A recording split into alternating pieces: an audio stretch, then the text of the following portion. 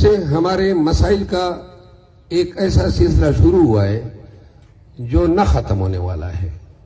روزانہ ان کے فائر سے بے گناہ لوگ مر رہے ہیں اور سمجھ نہیں آ رہی ہے کہ کون سی فوج جو ہے اپنے ملک کے اپنے بچوں کے تعلیمی اداروں پہ قابض ہوگی. اب یہ کالج ہے اور یہ فوج یہاں پہ بیٹھی ہوئی ہے. پھر صرف ایک بات یہ نہیں ہے کہ لوگ جو ہے بے گناہ قتل ہو رہے ہیں بلکہ شہید ہو رہے ہیں. دوسری اہم بات یہ ہے کہ ہمارے سینکڑوں لوگوں کو انہوں نے اٹھایا ہوا ہے, گمنام ہے. ہر گاؤں میں کوئی ڈرائیور ہے, کوئی ڈسپینسر ہے, کوئی دکاندار ہے, بلکہ اٹھا دیا, پوچھنے والا کوئی نہیں. اب اصل بات یہ ہے جس طرح آج آپ لوگوں نے جرأت کی ہے اور ادھر بیٹھے ہیں, یہ مسئلہ پوری قوم کا ہے, پورے ضلع کا ہے اور یہ پورے ضلع میں پھیلی ہوئی ہے. ہر جگہ پہ, پہاڑوں پہ, میدانی علاقوں میں, سڑکوں پہ, ہر جگہ پہ براجمان ہے. قوم کے ساتھ ان کی کوئی انڈرسٹینڈنگ نہیں ہے.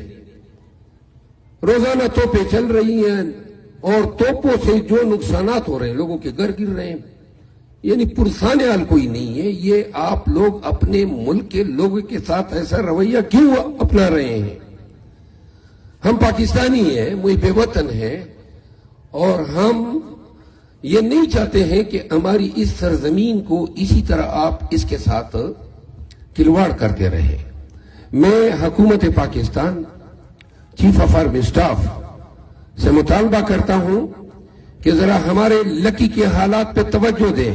آپ کے ٹروپس آئی ہیں, ہماری ملک کی فوج ہے, لیکن یہاں جو ہو رہا ہے بدامنی کے نام پہ اور دہشت گردی کے نام پہ, دہشت گردی تو اب عوام کے خلاف شروع ہوئی ہے.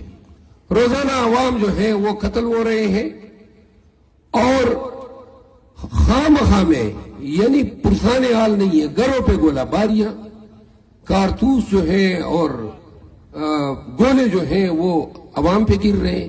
بھئی یہ کون سا آپریشن ہے؟ ہر دوسرے دن نیٹ ورک بند ہے کہ جی فوج آپریشن کر رہی ہے, اور آپریشن اتنے ہو گئے ہیں لیکن نتائج کچھ بھی نہیں ہے. تو لہذا یہ قوم جو بیٹی ہے, یہ آج ایک گاؤں کا مسئلہ ہے, یہ ہمارے پورے ضلع لکی مروت کا مسئلہ ہے. میرا مطالبہ ہے کہ فی الفور تمام تعلیمی اداروں سے فوج کو نکالا جائے. تمام تعلیمی اداروں سے میرا مطالبہ ہے کہ جو مقتول مجنون ہے, جو اس گاؤں دلوخیل کا باسی تھا, ان کے ورثاء کی دادرسی کی جائے. قصاص کے مطابق جو دیت کی اماؤنٹ بنتی ہے وہ ادا کی جائے. تیسری بات, یہ لکی مروت مین کالج ہے اور اس پہ فوج نے قبضہ کیا ہوا ہے.